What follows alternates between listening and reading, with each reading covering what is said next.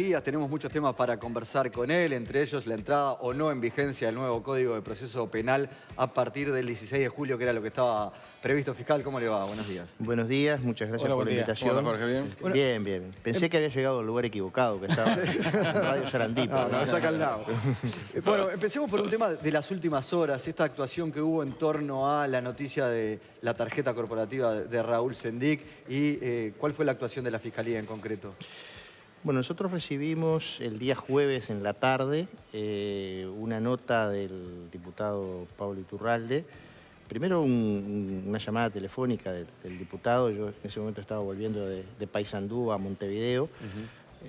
No había tenido tiempo ni la oportunidad siquiera de ver el semanario Búsqueda. Recibí esa comunicación telefónica.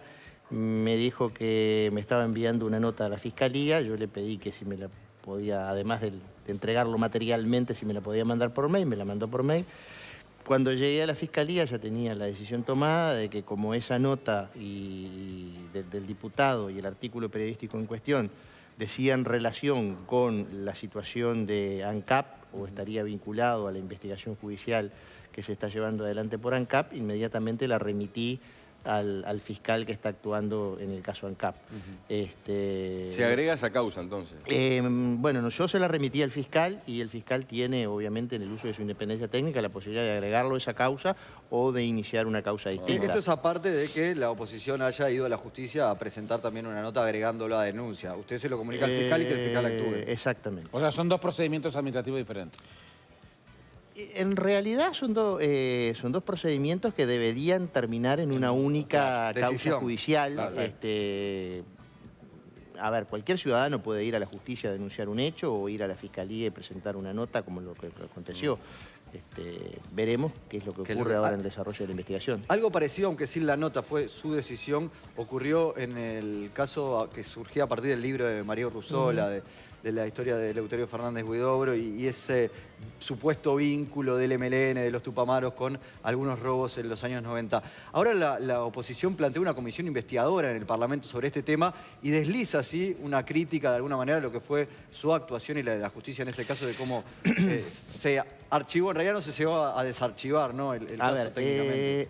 ¿Qué pasó ahí? Vamos a llamar las cosas por su nombre. En este país, por ahora, tenemos un sistema inquisitivo. Es decir, quien decide llevar adelante una investigación o no es un juez. Lo que podemos hacer los fiscales es presentar un escrito y solicitarle al juez que inicie una investigación.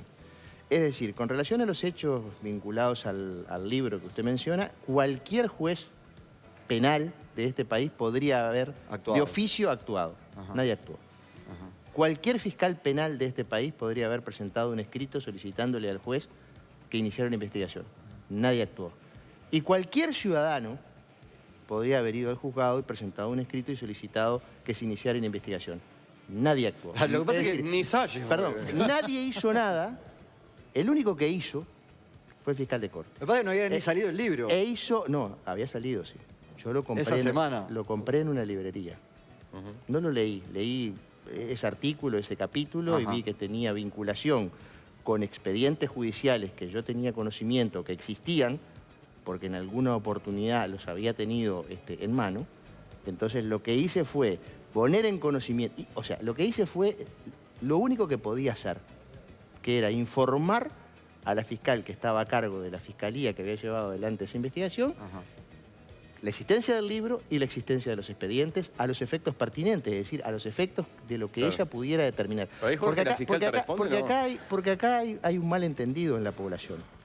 En primer lugar, se me critica a mí que hice algo, que fue el único que hizo algo. El resto no hizo nada. Primera cosa. Sí. Segunda cosa, hice lo único que podía hacer, que era poner en conocimiento de la fiscal la situación. Porque también hay una confusión que es importante que el ciudadano tenga claro qué es lo que puede hacer o no el fiscal de corte. Sí. El fiscal de corte no abre investigaciones ni cierra investigaciones. Está claro. O sea, no, bueno, está claro, pero no está tan claro cuando se cuestiona la actuación del fiscal de corte diciendo por qué no abrió esto o por qué no cerró esto. Y en realidad el fiscal de corte, jurídicamente, técnicamente, no puede ni abrir una investigación ni cerrar una investigación. ¿La fiscal te responde después? Ni superpoderes. Pero eso es lo que señala algunos, que en la nueva organización, y más con la entrada de vigencia del Código de Proceso Penal, el fiscal de corte, por las instrucciones que va a dar a los fiscales, va a quedar... Hay fiscales que se han quejado. Las instrucciones, a mí me gustaría que se leyera la ley. Las instrucciones son generales y no pueden tener relación con un caso concreto, ni pueden hacer referencia en un caso concreto. En el caso concreto rige la independencia técnica y la ley es absolutamente clara en ese sentido. Y este fiscal de corte ha cumplido estrictamente con lo que dispone la ley. Lo que pasa que a veces una mentira repetida 1000 veces termina de alguna manera transformarse en una especie de No, por eso verdad. corresponde que se lo preguntemos, Pero ¿no? Porque usted la habrá escuchado igual que nosotros. La aclaración es pertinente, es decir, yo no abro causas ni cierro causas. Me quedo colgando la pregunta, Jorge, si la fiscal, cuando vos le presentás eso, si la fiscal te argumenta, ¿hay una respuesta de parte de las preguntas de la ignorancia del sistema? No, básicamente lo que hace es que me remite un informe que no tenía por qué haberlo remitido. Ah, está bien. Y el informe hace toda una serie de una relación circunstanciada del expediente. Ahora bien, acá hay otro detalle interesante. La opción primaria de que cualquier juez penal pueda abrir una investigación o que cualquier fiscal pueda pedir que se abra una investigación o que cualquier ciudadano pueda presentar la denuncia, sigue estando vigente. Y hasta ahora yo no he escuchado a nadie que mueva. ¿Y cómo le cae que el Parlamento ahora ponga una comisión investigadora? El Parlamento es soberano y dentro de sus funciones puede realizar, no precisa que yo se lo diga, está en la Constitución de la República, puede hacer lo que entienda pertinente. Hubo críticas esos días de periodistas, por ejemplo, Gabriel Pereira fue muy duro en ese sentido, a la fiscal Llorente por su actuación en el caso, vinculándola a la que había sido también la que había pedido el procesamiento de Amodio en su momento. Y miren cómo procesó Amodio en un fallo que después fue muy criticado por el Tribunal de Apelaciones y ahora rápidamente archiva esto. ¿Fue casualidad que cayera en sus manos el caso? Mire, la fiscal Llorente es la titular de la Fiscalía de 10º turno y como tal es la subrogante legal de la Fiscalía de 11 turno que está vacante y era a quien le correspondía llevar adelante la que intervino en el expediente original. Ahora fíjese usted las casualidades de las cosas de la vida. La doctora Cristina González, que era la titular de la Fiscalía de 11 turno, se jubiló 10 días antes. Y por esa circunstancia le correspondió intervenir a la doctora Llorente, que actuó en el uso de su independencia técnica. Sí. Entonces, digo, ahí a veces hacemos gárgaras con la independencia técnica para lo que nos sirve y cuando... Si no, buscamos intencionalidad. Ahí está. Entonces ahí le pegamos al fiscal de corte. Doctor, yo creo que hay que ser absolutamente responsables en el uso de la información y sobre todo de las cuestiones que son técnicas. La ley establece claramente que las instrucciones generales son generales, no tienen nada que ver con el caso concreto, no pueden tener nada que ver con el caso concreto donde rige la independencia técnica. Y como usted verá, los superpoderes no son tan poderes que ni siquiera puedo abrir una investigación o cerrarla. Doctor Díaz, la semana pasada nos enteramos de las amenazas, inclusive usted habló en su momento a Subía, al juez Gómez. Subía dijo que anda armado, es decir, está todo tomando una preocupación muy grande, ¿no? Usted tranquilidad y firmeza. Usted fue inclusive integrante, juez del crimen organizado. ¿Fue amenazado en algún momento? Nosotros vivimos situaciones de... a ver, una cosa es una amenaza, que uno tiene la obligación de ir y denunciarla, porque es un delito, y otra cosa es una situación de riesgo. Lo que nosotros hemos percibido en algunos casos son situaciones de riesgo que hacen que se disparen las alarmas y se adopten medidas. Sí. Son cosas distintas, porque a veces bajo el término genérico de amenazas incluimos todos. ¿Pero vienen aumentando? Lo que nosotros...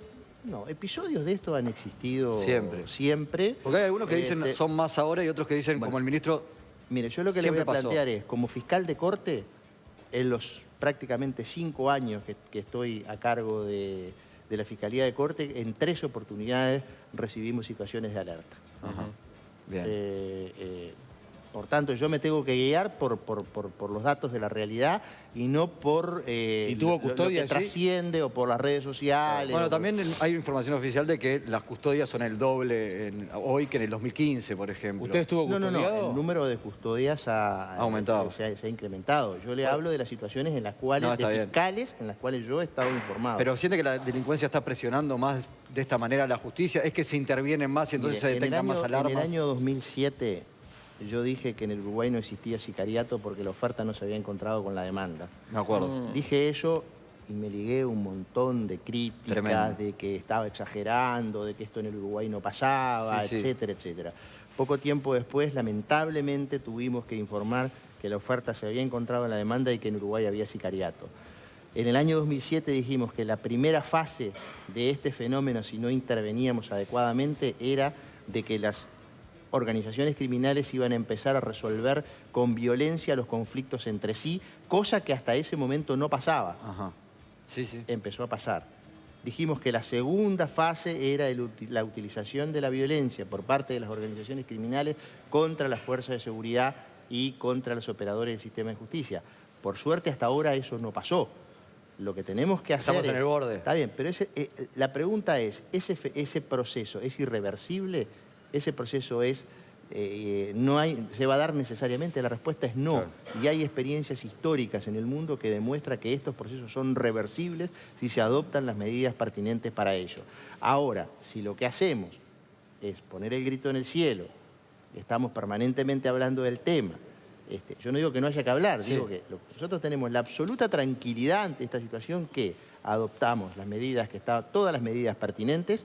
¿Para qué? Para que los fiscales sigan cumpliendo normalmente con su función, que es lo que pasa hoy en todo el territorio de la República y que es nuestra obligación. Jorge, el 16 de julio, falta casi un mes, empieza a regir el nuevo Código del Proceso Penal. Usted pidió, entre varios, un aplazamiento, ¿no? ¿Va a arrancar el 16? Lo más probable es que no, ¿no? ¿Por qué usted pide ese aplazamiento? A ver, aclarando, decía el Vasco y le echaba agua a la leche. Yo no pedí ningún aplazamiento. Lo que sí dije en la Sugirió. Comisión de Constitución y Códigos del Parlamento, el 2 de mayo, cuando concurrí, para hablar, entre otras cosas, de este tema, lo que planteé era que había una serie de modificaciones que eran estrictamente necesarias y en ese momento se me dijo, bueno, pero falta muy poco tiempo. Y lo que dije ante esas circunstancias, bueno, yo prefiero dilatar la entrada en vigencia un par de meses si es necesario para que se puedan aprobar e implementar, porque Claro. no es solo aprobar, es aprobar e implementar estos cambios, estos ajustes que a nuestro juicio son absolutamente imprescindibles. La decisión del aplazamiento, yo tengo absolutamente claro que las decisiones políticas las toma el sistema político. Nosotros podemos asesorar, aconsejar, sugerir, pedir, que no fue el caso, pero también podríamos hacerlo, pero la decisión política la toma el sistema político. El sistema político hasta ahora ha dicho que empieza el 16 de julio y nosotros estamos trabajando con el horizonte del 16 de julio. Si efectivamente se implementan estos ajustes, se aprueban y luego hay que implementar esos ajustes y se aprueba una prórroga que yo estoy absolutamente de acuerdo que si la hay, debe ser única y breve.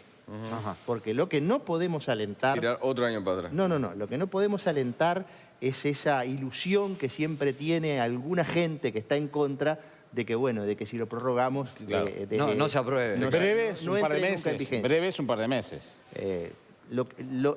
Este año tenemos sí o sí que claro. empezar a Está aplicar claro, el está código. claro. Fiscal, para terminar, en el nuevo proceso como se va a dar, ya que hablábamos de las amenazas, ¿en qué lugar van a quedar parados los testigos? Porque hoy también hay preocupación en ese sentido y hace poco hubo un asesinato de un testigo. Ahora, la pregunta es, el homicidio de lamentable homicidio de este testigo, ocurre durante la vigencia de este código. Sí.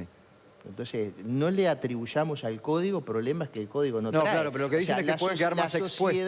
La sociedad uruguaya tiene determinados problemas, un montón de problemas de los cuales me hubiera gustado hablar hoy y desde ya me ofrezco para hablar en el ¿Cómo futuro, no? como Encantado. el tema cárceles, por ejemplo. Tiene un montón de problemas. Esos problemas no tienen nada que ver con el código. Lo que pasa es que a veces algunas personas que están en contra del código aprovechan cualquier circunstancia externa para decir, bueno, la culpa es del código. Pero ¿cómo es la culpa del código? Sí, Ni no siquiera se empezó a explica. regir? ¿Y el nuevo código va a tener problema como, por ejemplo, dice Subía que todo el mundo va a quedar liberado, así? El 95% dice que hay tantas libertades Mire, en el nuevo la experiencia, bueno, en primer lugar nosotros, la Fiscalía General de la Nación ha abogado desde hace 2 años para que en el nuevo sistema no rija la libertad condicional ni la suspensión condicional de la pena, que por lo que tenemos entendido existe la voluntad política, que es una de las modificaciones imprescindibles para realizar antes de que entre en vigencia. Solucionado ese problema, la experiencia a nivel internacional, por lo menos la experiencia chilena, que es la que nosotros más hemos estudiado, indica que el número de personas privadas de libertad se mantiene.